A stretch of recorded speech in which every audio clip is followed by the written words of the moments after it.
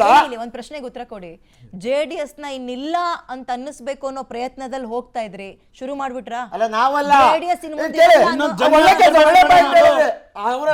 ಪಕ್ಷ ನಮಗ್ಸಕ್ಕೆ ನಾನು ಜನ್ಮ ಎದ್ದು ಬರ್ಬೇಕು, ನಿಷ್ಠಾವಂತ ಕಾರ್ಯಕರ್ತರ ಮೇಲೆ ನಿಂತಿರೋಂತ ಪಕ್ಷ. ಕಾರ್ಯಕರ್ತರು ನಿಷ್ಠಾವಂತರಾಗಿದ್ದಾರೆ, ಲೀಡರ್ಸ್ ಗಳು ಹೆಂಗಿದ್ದಾರೆ? ಪ್ರಶ್ನೆ ಕೇಳಿದ್ ನನ್ನ ಉತ್ತರ ಸಮೀವುಲ್ಲಾ ಸರ್ ಪ್ಲೀಸ್. ಇವ್ರ ಪಕ್ಷದೊಳಗಡೆ ಇವರ ಭಾವನ್ನೇ ಅಂದ್ರೆ ಇವ್ರ ಭಾವನ್ನೇ ಸ್ವತಃ ಇವ್ರ ಪಕ್ಷದ ಕ್ಯಾಂಡಿಡೇಟ್ ಮಾಡಿ ಚುನಾವಣೆ ನಿಲ್ಸಕ್ಕಾಗಿಲ್ಲ. ಜಮೀರ್ ಅಹಮದ್ ಕತೆ ಏನು, ಮಹದೇವಪ್ಪನ ಕತೆ ಏನು, ಇವತ್ತು ಅಹಿಂದ ನಾಯಕ ಕ್ಯಾಬಿನೆಟ್ ಮಿನಿಸ್ಟರ್ ಪೋಸ್ಟ್ ಕೊಡ್ಬೇಕಾಯ್ತು. ಅಹಿಂದ ನಾಯಕರ ಗೆಲುವು ಸಿಕ್ಕಿದೆ. ಆಯ್ತು ನಾಗೇಂದ್ರ ಅವರೇ, Samiulla sir please go head. ಒಂದು ನಾನು ಇಲ್ಲಿ ನಾನು ನಮ್ಮ ಸ್ನೇಹಿತರು ಮಾಡ್ತಿರೋ ಚರ್ಚೆಯನ್ನು ನಾನು ಕೇಳಿಸ್ಕೊತಿದ್ದೀನಿ. ಒಂದು ಇಂಪಾರ್ಟೆಂಟ್ ಪಾಯಿಂಟ್ ನಾನು ಇಲ್ಲಿ ರಿಜಿಸ್ಟರ್ ಮಾಡೋದಕ್ಕೆ ಬಯಸೋದು ಏನು ಅಂತಂದ್ರೆ, ಇದು ಮೇಲ್ನೋಟಕ್ಕೆ ಒಂದು ಕೌನ್ಸಿಲ್ ಚುನಾವಣೆ ಅಂತ ಅನ್ಸ್ಬೋದು. ನಂಬರ್ 1, ಇದ್ರ ಬಗ್ಗೆ ಇದಕ್ಕಿನ್ನ 17 ಜನನೇ ಹಾರ್ಬಿಟ್ಟಿದ್ದಾರೆ, ಅಥವಾ ಸಿದ್ದರಾಮಯ್ಯ ಕಾಲಕ್ಕೆ 7 ಜನನೇ JDS ಇಂದ ಹಾರ್ಬಿಟ್ಟಿದ್ದಾರೆ, ನಮಗೇನು ಮಾಡಕ್ಕಾಗಿಲ್ಲ. ಈ ಸ್ವಲ್ಪ ಚರ್ಚೆ ನಡೀತಾ ಇದೆ. ಓಕೆ, ಇತಿಹಾಸದಲ್ಲಿ ಅದು ದಾಖಲಾಗಿದೆ. ಒಂದು. ಎರಡನೇದು, ಬಿಜೆಪಿ JDS ಅಲಯನ್ಸ್ ಇದೆ, ಹೆಂಗೋ ವರ್ಕೌಟ್ ಮಾಡ್ಕೊಂಡು ಹೋಗ್ಬೋದು, ಏನೋ ಆಗುತ್ತೆ ಅಂತ ಆ ತರದ್ದು ನಾವು ಒಗ್ಗಟ್ಟಾಗಿದ್ದೇವೆ ಅಂತ ಏನೋ ಹೇಳುದು ಕೇಳ್ತಿದ್ದಾರೆ. ಅದ್ಯಾವುದೂ ಅಲ್ಲ. ಅದು ಕಾಂಟ್ರವರ್ಸಿನ ಡೌನ್ ಪ್ಲೇ ಮಾಡೋದಕ್ಕೆ ಬಿಜೆಪಿ JDS ಅವರು ಪ್ರಯತ್ನ ಪಡ್ತಿದ್ದಾರೆ. ಆದ್ರೆ ನಾವಿಲ್ಲಿ ತಿಳ್ಕೊಬೇಕಾಗಿರೋದು ಏನು ಅಂದ್ರೆ, DK ಶಿವಕುಮಾರ್ ಬ್ರಿಲಿಯಂಟ್, ಚಾಣಕ್ಯ ರಾಜಕಾರಣಿ, ಇಂಥವು ಬೇಕಾದಷ್ಟು ಆಟಗಳನ್ನ ಆಡಿದ್ದಾರೆ. ಮುಂದಿನ ವಿಧಾನಸಭೆ ಚುನಾವಣೆಗೆ ಈಗಲೇ ರೆಡಿ ಆಗ್ತಿರೋದು ಇದರಿಂದ ಗೊತ್ತಾಗುತ್ತೆ. ಅವರು ಮುಂದಿನ ವಿಧಾನಸಭೆಗೆ ಈಗಲೇ ಸಿದ್ಧತೆಯನ್ನ ಮಾಡ್ಕೊತಿದ್ದಾರೆ. ಯಾವ ಪಕ್ಷದಲ್ಲಿ ಎಲ್ಲಿ ದುರ್ಬಲ ಮಾಡ್ಬೇಕು, ಯಾವ ಪಕ್ಷದ ಎಲೆಕ್ಟೆಡ್ ರೆಪ್ರೆಸೆಂಟೇಟಿವ್ಸ್ ಎಲ್ಲಿ ಕಸಿಬೇಕು, ಅವರಿಗೆ ಕೊಟ್ಟಿರುವ ಭರವಸೆಗಳೇನು, ಯಾವ ಪಕ್ಷಗಳನ್ನ ಎಲ್ಲಿ ಡ್ಯಾಮೇಜ್ ಮಾಡ್ಬೇಕು. ಮೊನ್ನೆ ಕನಕಪುರದಲ್ಲಿ ಅವರು ಅಭಿನಂದನೆ ಸ್ವೀಕಾರ ಮಾಡೋ ಸಂದರ್ಭದಲ್ಲಿ ಹೇಳಿದ್ದು, JDS ಗೆ ನಮ್ಮ ಪಕ್ಷ ಸದಾ ಬಾಗಿಲು ತೆರೆದಿರುತ್ತೆ. ಅವ್ರ ಬ್ರದರ್ ಹೇಳಿದ್ದೇನು, ಬರೀ JDS ಅಲ್ಲ ಬಿಜೆಪಿಗೂ ತೆಗ್ದಿರುತ್ತೆ ಅಂತ ಅಂದ್ರು. ಈಗ ತೆಗೆದ್ರಲ್ಲ ಬಾಗ್ಲು, ಬಂದ್ರಲ್ಲ ಎಲ್ರು ಅಲ್ಲ. ಹಿಂಗಾಗಿ ಅವರು ಈ ಎರಡೂ ಪಕ್ಷಗಳು ಅಬ್ಸರ್ವ್ ಮಾಡ್ದಲೇ ಇರೋ ವಿಚಾರ ಏನು ಅಂದ್ರೆ, ಮುಂದಿನ 2 ವರ್ಷದ ಬಳಿಕ ನಡೆಯಲಿರುವ ಚುನಾವಣೆಗೆ DK ಶಿವಕುಮಾರ್ ಈಗಲೇ ಸಿದ್ಧತೆಗಳನ್ನ ಮಾಡ್ಕೊತಿದ್ದಾರೆ. ಆ ಸಿದ್ಧತೆ ಏನು ಅಂದ್ರೆ, ಪ್ರತಿಪಕ್ಷಗಳನ್ನ ವೀಕ್ ಮಾಡೋದು. ಪ್ರತಿಪಕ್ಷಗಳನ್ನ ವೀಕ್ ಮಾಡೋದು.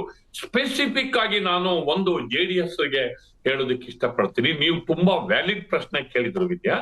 ಒಂದು, JDS ಗೆ ದಕ್ಕಿದ್ದೇನೆ ಅವಾಗಲೇ ಕೇಳಿದ್ರೆ, ಅವರು ನಾಗೇಂದ್ರ ಅವರು ಏನೋ ಬೇರೆ ಬೇರೆ ಕಡೆ ಹುಟ್ಟೋದ್ರು.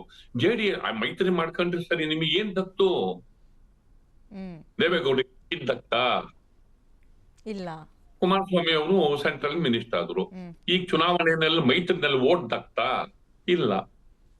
JDS ಪಕ್ಷ ಮೈತ್ರಿ ಬಿಜೆಪಿ ಜೊತೆ ಮಾಡ್ಕೊಳ್ಳೋದು ಓಕೆ, ಅವ್ರ ಪಾರ್ಟಿಗೆ ಬಿಟ್ಟಂತಹ ವಿಚಾರ. ಅದು ಯಾವ ರೀತಿ ಸ್ಟ್ರಾಟಜಿ ವರ್ಕೌಟ್ ಮಾಡ್ಕೊತಾರೋ ಗೊತ್ತಿಲ್ಲ. JDS as A party individual ಆಗಿ ಪ್ರಾಪರ್ ಆಗಿ ಆರ್ಗನೈಸ್ ಮಾಡದೆ ಹೋದ್ರೆ, ಅವ್ರ MLAs ಅನ್ನು ಸರಿಯಾಗಿ ಇಟ್ಕೊಳ್ದೆ ಹೋದ್ರೆ, ಅವ್ರ ಕಾರ್ಯಕರ್ತರನ್ನ ಎಕ್ಸ್ಟೆನ್ಸಿವ್ ಆಗಿ ಥ್ರೂ ಔಟ್ ಅಟ್ಲೀಸ್ಟ್ ಹಳೆ ಮೈಸೂರಲ್ಲಿ ಅವರ ನೆಲೆಗಳನ್ನ ಚಳವಳಿ ಮೂಲಕ ಮಾಡ್ತಾರೋ, ರಾಜಕೀಯ ತಂತ್ರಗಾರಿಕೆಯ ಮೂಲಕ ಮಾಡ್ತಾರೋ, ಅಥವಾ ಒಂದು ದೊಡ್ಡ ಕ್ಯಾಂಪೇನ್ ಮೂಲಕ ಮಾಡ್ತಾರೋ, ಬಿಗಿಪಡಿಸ್ಕೊಳ್ದೆ ಹೋದ್ರೆ ಆ ಪಕ್ಷ ದಿನಗಳಲ್ಲಿ ರಾಜಕೀಯವಾಗಿ ಬಿಕ್ಕಟ್ಟಿಗೆ ಸಿಲುಕುವ ಸೂಚನೆ ಈ ಫಲಿತಾಂಶದಿಂದ ಗೊತ್ತಾಗುತ್ತೆ.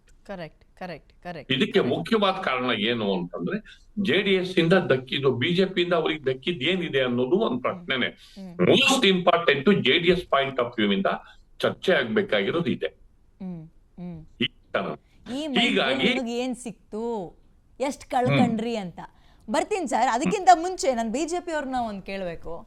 ಲೀಡರ್ಶಿಪ್, ಕ್ವಾಲಿಟಿ ಲೀಡರ್ಶಿಪ್ ಇಲ್ಲ ಅನ್ನೋದನ್ನ ಮತ್ತೆ ಮತ್ತೆ ಮತ್ತೆ ಕಳೆದ 3 ವರ್ಷಗಳಲ್ಲಿ ಪ್ರೂವ್ ಮಾಡ್ಕೊ ಬರ್ತಾ ಇದ್ದೀರಿ. ಇಲ್ಲಾಂದ್ರೆ ಚೇಂಜ್ ಮಾಡ್ರಿ, ಇಲ್ಲಾಂದ್ರೆ ಅವ್ರೆ ಅಂತ ಮುಂದುವರಿಸ್ಬೇಕು. ಇಲ್ಲಾಂದ್ರೆ ಏನಾಗುತ್ತೆ ಹೇಳಿ, ಹಿಂಗ ಸೋಲನ್ನು ಅನುಭವಿಸ್ತೀರಿ, ಮುಖಭಂಗ ಆಗುತ್ತೆ.